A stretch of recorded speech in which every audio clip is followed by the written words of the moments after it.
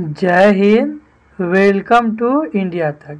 इस क्लास में हम 63वीं बीपीएससी के मेंस एग्जाम के पॉलिटिकल साइंस का ऑप्शनल पेपर का क्वेश्चन देखेंगे। कौन सा? 63वीं बीपीएससी का जो मेंस एग्जाम हुआ था उसमें जो political science and international relation अर्थात PSIR जो ऑप्शनल पेपर था उसके क्वेश्चंस को देखेंगे। इस क्वेश्चंस और वीडियो को देखने के बाद जो नए स्टूडेंट हैं जिन्हें अभी ऑप्शनल चुनने में प्रॉब्लम्स आ रही है वे इस वीडियो को देखने के बाद समझ पाएंगे कि पॉलिटिकल साइंस में किस तरह से क्वेश्चन पूछे जाते हैं और फिर वे अपना निर्णय ले सकेंगे। साथ ही जो लोग पॉलिटिकल साइंस चुन चुके हैं ऑप्शनल के रूप में वे इसे प्रीवियस ईयर सॉल्व करके देखेंगे, क्योंकि प्रीवियस ईयर से ही रिपीटेड क्वेश्चन आता है मेंस में, तो आपको ध्यान रखना है। इसमें हम देखेंगे 63वीं बीपीएससी की मुख्य परीक्षा में जो भी क्वेश्चन पूछे गए थे पॉलिटिकल ऑप्शन में उसी सबको। पॉलिटिकल साइंस ये है, इसको political science and international relation अर्थात राजनीतिक विज्ञान तथा अंतर्राष्ट्रीय संबंध के रूप में भी हम जानते हैं। ठीक है, जो हमारा ऑप्शनल सब्जेक्ट होता है बीपीएससी में, जो ऑप्शनल सब्जेक्ट होता है वो प्रेजेंट टाइम में 300 मार्क्स का होता है। कितना? 300 मार्क्स का होता है, जिसको लिखने के लिए आपको कुल 3 घंटे का समय दिया जाता है। 300 मार्क्स का क्वेश्चन हो गया, टोटल 300 मार्क्स, टोटल आपको 3 घंटे दिया जाता है। इसमें जो है क्वेश्चन पत्र जो होता है उसमें कुल 12 क्वेश्चन होते हैं। इन 12 क्वेश्चन को 2 पार्ट में डिवाइड किया होता है। पार्ट 1 में 6 क्वेश्चन और पार्ट 2 में 6 क्वेश्चन। पार्ट 1 में आपको पॉलिटिकल साइंस और थिंकर वगैरह दिए रहते हैं। पार्ट 1 में इनमें से आपको 3 क्वेश्चन का जवाब देना होता है। ये 3 क्वेश्चन का जवाब देना बहुत इजी होता है, क्योंकि जो आप एग्ज़ाम देंगे तो आप प्रीवियस ईयर बनाए रहेंगे और प्रीवियस ईयर से ही रिपीटेड क्वेश्चन पूछता है। साथ ही ये जो सेकेंड पार्ट है ये इंटरनेशनल रिलेशन से संबंधित है और इसमें भी रिपीटेड क्वेश्चन होते हैं। आपको इसमें से भी 3 क्वेश्चन का जवाब देना होता है। तो कुल इस तरह से आपको 6 क्वेश्चन का जवाब देना होता है 12 क्वेश्चन में से। तो 6 क्वेश्चन 12 में से आपको देना है, जो कि टोटल 300 मार्क्स का होता है 3 घंटे में। ये हो गया कुछ बेसिक जानकारी।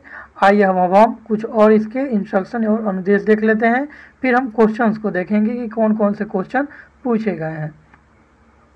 इनमें जो भी 12 क्वेश्चन होते हैं सभी प्रश्नों के अंक समान होते हैं। अच्छा, ईच क्वेश्चन है सेम वैल्यू ऑफ मार्क्स। प्रत्येक खंड से 3 प्रश्न चुनना होता है, मतलब 2 खंड में एग्जाम होता है, पार्ट 1 और पार्ट 2। इनमें से प्रत्येक खंड अर्थात पार्ट 1 और पार्ट 2 से 3-3 प्रश्न को चुनते हुए आपको कुल 6 प्रश्नों का जवाब देना होता है। आपको अपना एग्जाम जो है अपने ही शब्दों में देना होता है, ऐसा नहीं कि बुक से रट के जाकर लिख दिए, तो इससे मार्क्स नहीं मिलता है। सभी प्रश्न अंग्रेजी और हिंदी में दिए रहेंगे। कुछ ही क्वेश्चन में डाउट है तो वो हिंदी का नहीं बल्कि इंग्लिश का ही मान्य होगा। एक प्रश्न का जो विभिन्न भाग होता है, जैसे कि क्वेश्चन नंबर 1 है तो इसका आपको विभिन्न पार्ट होगा। एक के जैसे मैकियावेली के सिद्धांत दिया हुआ है, उनके कमियां दूर, ऐसे नहीं कि यहाँ आपको दोनों को एक ही साथ लिखना है। ऐसा नहीं कि यहाँ सिद्धांत लिख दिए और कमियां को फिर 2 क्वेश्चन के बाद लिखे, तो इस तरह से आपको नहीं करना होता है। तो इस तरह से हमने इंस्ट्रक्शन देख लिया। अब हम क्वेश्चंस के पास चलते हैं।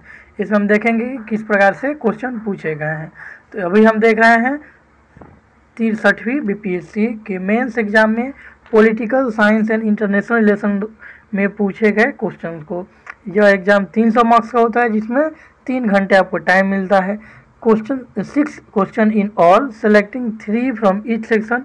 क्वेश्चन जो पेपर है 2 पार्ट में बटा हुआ है, जिसमें सेक्शन 1 और सेक्शन 2 से आपको 3-3 क्वेश्चन का जवाब लिखना होता है। आइए अब क्वेश्चन देख लेते हैं। Discuss Aristotle conception of education, contract the conception of Aristotle to that of Plato. अर्थात अरस्तु के शिक्षा संबंधी विचारों की विवेचना कीजिए। ध्यान दीजिएगा, अरस्तु के जो शिक्षा संबंधी विचार हैं, जो थॉट्स हैं, इसकी आपको विवेचना करना है। अरस्तु के विचारों की तुलना प्लेटो के विचारों से कीजिए। जो अरस्तु के विचार हैं इनकी तुलना आपको प्लेटो के विचारों से करना है। तो ध्यान रखना है, इसमें पहले आपको अरस्तु के शिक्षा संबंधी विचार लिखने हैं, फिर आपको अरस्तु और प्लेटो के विचारों से तुलना करना है। दूसरा क्वेश्चन है examine Hegel's view about state and freedom. Is Hegel the father of totalitarianism. Hegel के राज्य एवं स्वतंत्रता संबंधी विचारों का परीक्षण कीजिए। क्या हीगल सर्वाधिकारवाद का जनक है? तो हीगल के स्वतंत्रता संबंधी विचार को आपको लिखना है। साथ ही आपको हीगल के सर्वाधिकारवाद का जनक है या नहीं, इसके बारे में भी आपका मत देना है। नेक्स्ट क्वेश्चन है, explain the major problem of details Dalit in Indian state. ध्यान दीजिएगा, हमने यहाँ मिस्टेक कर दिया।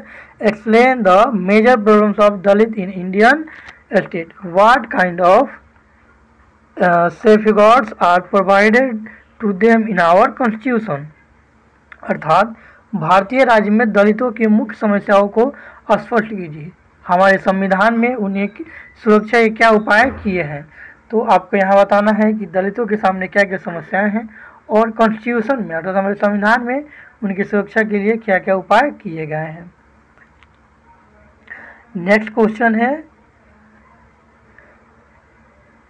राष्ट्रीय एकीकरण के संदर्भ में क्षेत्रवाद, आतंकवाद तथा भ्रष्टाचार प्रमुख समस्याएं हैं। इसका परीक्षण करना है और इसके सपोर्ट में आपको कुछ तर्क वगैरह देना है। Examine regionalism, terrorism and corruption as the major problems regarding national integration. अर्थात राष्ट्रीय एकीकरण के संदर्भ में क्षेत्रवाद, आतंकवाद, भ्रष्टाचार प्रमुख समस्याएं हैं, इसका परीक्षण करना था।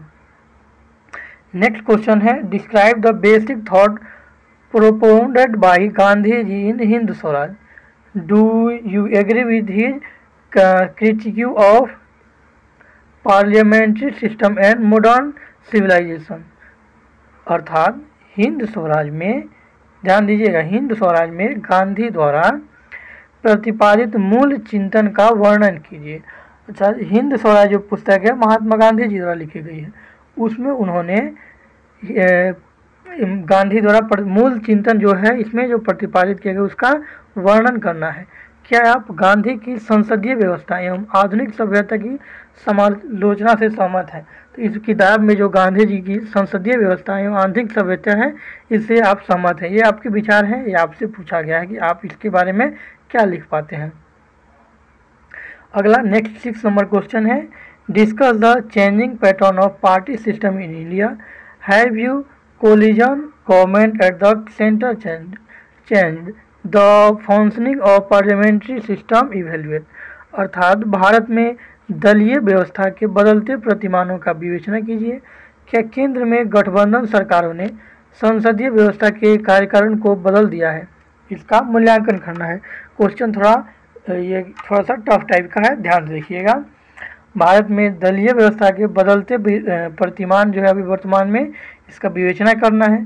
क्या केंद्र में गठबंधन सरकारों ने संसदीय व्यवस्था के कार्यकारण को बदल दिया है? इसका आपको मूल्यांकन करना है।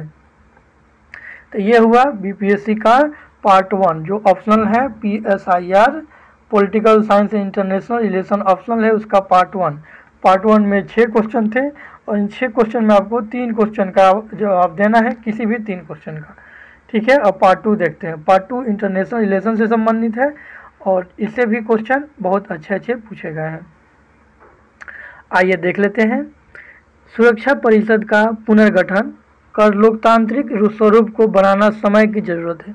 अर्थात जो संयुक्त राष्ट्र सुरक्षा परिषद है उसका पुनर्गठन करके लोकतांत्रिक स्वरूप को बनाना वर्तमान समय की जरूरत है। इसका आपको मूल्यांकन करना है। इस निकाय में अस्थायी सदस्यता हेतु भारत के क्या दावे हैं, इसके पक्ष में आपको तर्क देना है। एक बात यहाँ हमको पहले बता दें कि ये भी जो हम लोग देख रहे हैं 63वीं का क्वेश्चन है और सेम यही क्वेश्चन 64वीं, 65वीं और 66वीं में रिपीट हुआ है। तो आपको सुरक्षा परिषद और यूएनओ के बारे में पढ़ लेना है।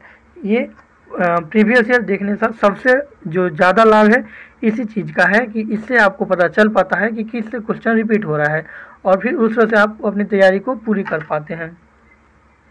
सुरक्षा परिषद का पुनर्गठन कर लोकतांत्रिक स्वरूप को बनाने अभी वर्तमान समय की जरूरत है। इसका आपको मूल्यांकन करना है। इस निकाय में अस्थायी सदस्य हेतु भारत के क्या दावे हैं और इसके पक्ष में आपको अपना तर्क देना है।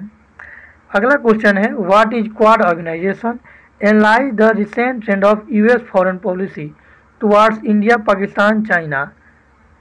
अर्थात क्वाड संगठन क्या है?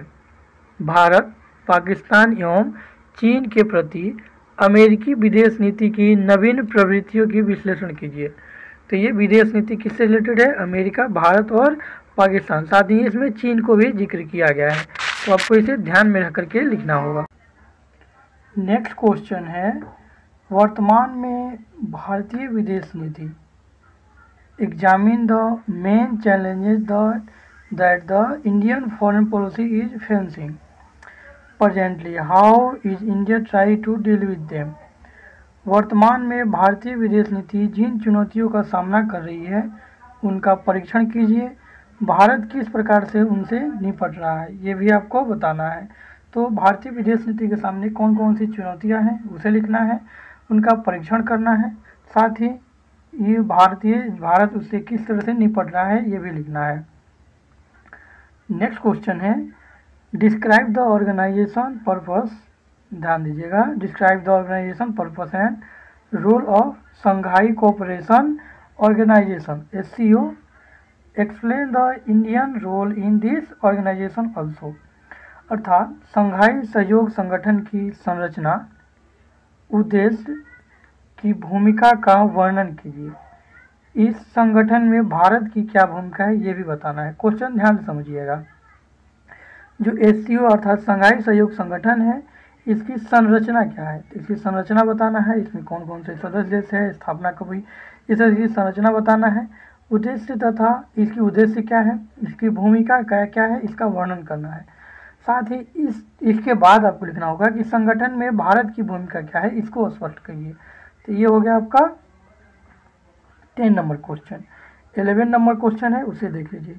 इन प्रेजेंट मतलब वर्तमान समय में economic diplomacy is prior to political diplomacy, explain this in context to the emerging international trade war. ये जो क्वेश्चन 11 है, ये क्वेश्चन सेम आपको BPSC 65वीं 64वीं में भी पूछा गया है, तो उसे भी आप हमारे प्ले लिस्ट में जाकर उन क्वेश्चन को देख सकते हैं। साथ ही आप कोशिश कीजिए कि पूरी प्ले लिस्ट को देखने के लिए, अगर आपका PSIR ऑप्शन है तो पक्का देखिए। इससे ये होगा कि आप प्रीवियस ईयर में किस तरह से क्वेश्चन पूछे गए हैं तथा फ्यूचर में किस प्रकार से क्वेश्चन पूछे जाएंगे, ये सभी का जानकारी आपको अच्छे से मिल पाएगा और फिर आप PSIR में अच्छा मार्क्स उठा सकेंगे। वर्तमान में आर्थिक राजनीति ने या आर्थिक राजनयन ने राजनीतिक राजनयन को पीछे छोड़ दिया है।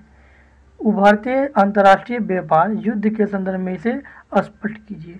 ये 11 नंबर क्वेश्चन है। क्या अगला क्वेश्चन है, critically examine the China OBOR project, give the suitable reasons supporting the Indians objection on this project. इस प्रोजेक्ट पर इंडिया का क्या ऑब्जेक्शन ये देना है। Why Pakistan government is adopting the review process of this project. जो Pakistan government है इसे उसने रिव्यू में क्यों रखा है। अर्थात चीन की अबोर परियोजना का आलोचनात्मक परीक्षण कीजिए। जो चीन की अबोर परियोजना है इसका आपको परीक्षण करना है।